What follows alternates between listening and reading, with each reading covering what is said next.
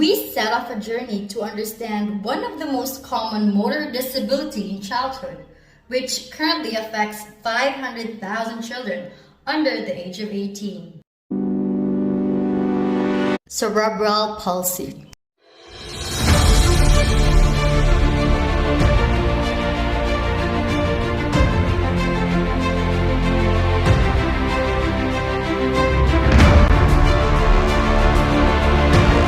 Thank you, Mom.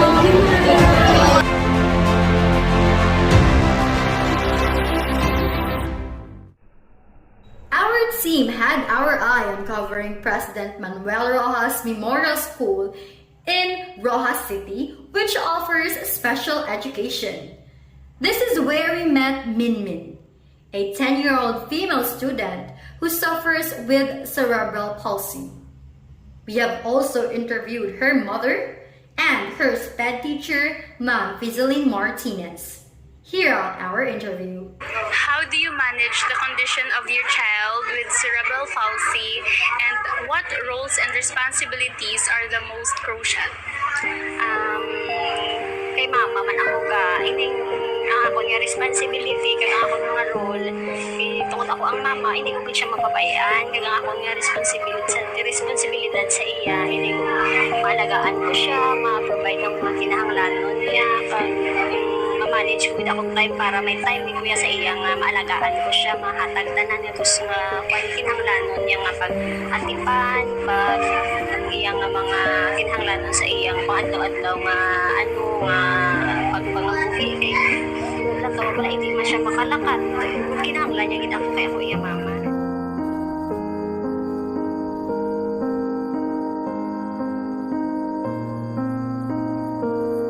Ako ma'am, ginano ko na ako nga work, give up ko na kay para na lang maalagaan siya. Ako yung subong nga ubra, ako na lang ining kapanahin na lang ako para sa malay na lang ako para maalagaan ko siya nga para ako makita ko siya sa adlaw. So, ano mo ang yung responsibility sa work you manage? Ay, naging ko yung nag-ubra kay tutungod para na lang sa iya.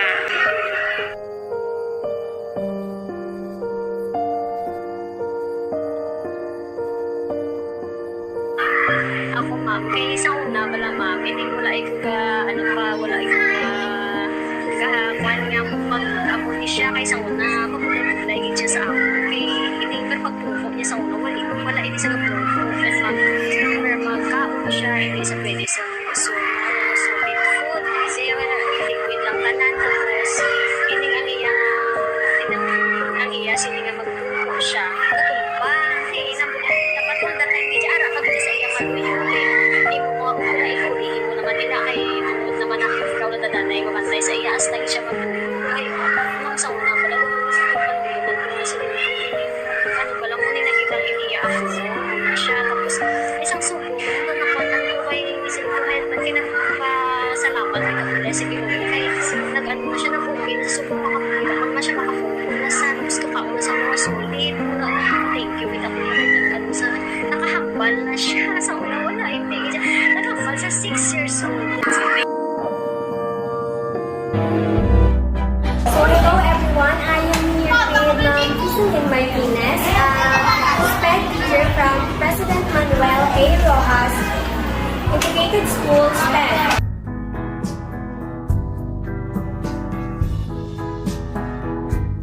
As a teacher, we have to know the child first, okay, getting to know the child. Then we have to know his or her likes and dislikes. So, that's the time if kilala mo na ang bata, mapalaan mo na siya, makuha mo na ang iyang attention, ang iyang gusto, mahimuon sa during sa klase.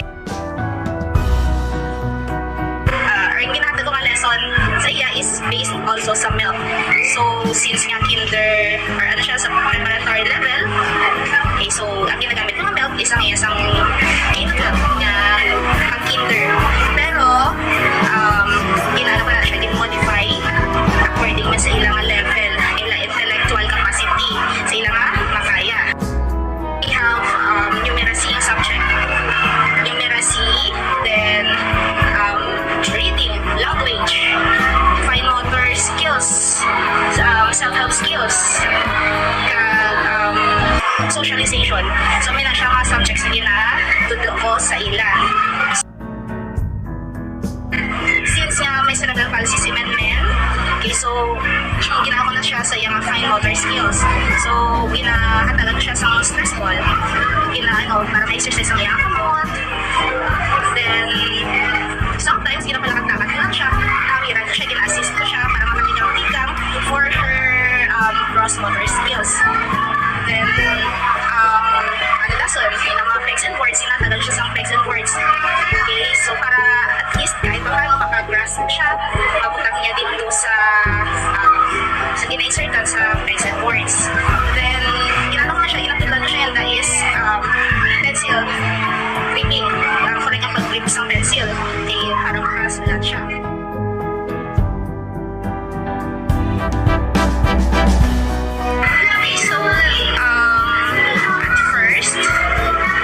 So the biggest challenge I think is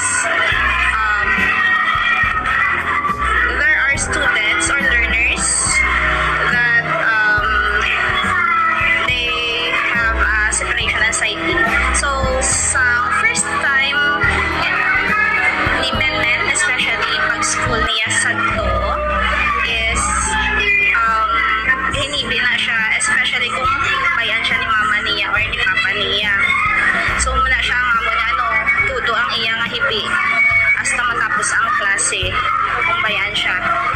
Pero even if araman si mama niya, siguro may fear pa siya wala makipag-socialize sa iba niya tao nga first time niya makilala. Muna agad siya ang biggest challenge. Since learners with cerebral palsy are manageable. They are manageable. The only problem is meron lang sila sa movement na hindi nila makontrol. But their behavior is normal. The problem was their verbal communication. Siyempre, especially si Menmen, hindi siya gawa makahambal sa tadlong, but still maintindihan man ang iya ginahambal kay gapurog pang iyang voice. Then when it comes sa fine motor, okay, so hindi pa siya gawa makaano sa mag-grip sa pencil, sa crayons. So man ako gina-work on yan da. So lang, since wala hindi man gid sila mabudlay nga i-handle or i-manage, wala man sila behavior problem. Only they have only problem sa movement nila. That's all. Hi everyone, we are here at the moment at Capital State University at the Department of College of Education, Arts and Sciences. And today we are here to conduct an interview with Professor May Dumapig, a course facilitator of the subject Foundations of Special and Inclusive Education. Are you ready? Yeah, let's go! Now, I am here with Professor May Dumapig of Capital State University. So, our first question, ma'am, is as a course facilitator of the subject Foundations of Special and Inclusive Education, what are the things or the crucial things that students or teachers rather should bear in mind with handling students with disabilities or intellectual disabilities like cerebral palsy? Okay, thank you for that question. I have been with inclusive education since I gave birth to my daughter who is visually impaired. And since then, my advocacy has been with inclusive education. Now, cerebral palsy is the most common motor disability for childhood. Literally, cerebral means something to do with the brain, and palsy means something to do with muscle coordination. Okay, so for cerebral palsy students in our class, it is in this particular disability that we could see that they have unique needs, limitations, and so on. There are something like tips that we should know in dealing with cerebral palsy students. Number one is we have to embrace them as they are. Embrace them as a person, as a students, and of course embrace the technology that they have. Most of them would be having their wheelchair and so on, so they need a lot of some devices that could facilitate learning for them. Second is they need more space in the classroom because they are usually mobile. They have to use their wheelchair in roaming around, so we really have to provide a space for them in the classroom. And even in the seating arrangement, we have to consider that we should not put them in a corner because we know very well that they can be shy most of the time, and so we can pair with them with some talkative and some students that are really smart, so that they can get along well and they could get together. Probably that student could learn from the student with cerebral palsy, and it's the other way around also. What else? We have to collaborate with the parents always. Parents' involvement is very important in dealing with our students, not even or not only for inclusive education, but even for students at that. We've got to have the involvement with parents and also the collaboration with some other teachers. These things are very important in dealing with students with cerebral palsy. Last question, ma'am. If ever CAPSO will open doors in the future in teaching and catering the students with intellectual disability, my question is, what do you think are the things that the university have to take into considerations to fully address the needs of these students? Okay, so thank you for that question. We don't limit only to cater intellectual disability students, but in inclusive education we do expect students with disabilities to be in our school. I became the campus administrator. I really pushed for the opening of the teacher education, that is to accommodate the students with disabilities. And last year we were able to have a graduate for the visual impairment, Dave Benavista, who graduated as cum laude, and right now we still have 4 others who are in school. I am very much confident for this because the teachers here in the teacher education have been embracing inclusive education. So it's not a problem for us to deal with the students with disabilities, because as teachers we really have to be prepared for diversity of our learners in the classroom. Now, what should be our preparations if ever there are students with disabilities coming into our department? No, we have done this already.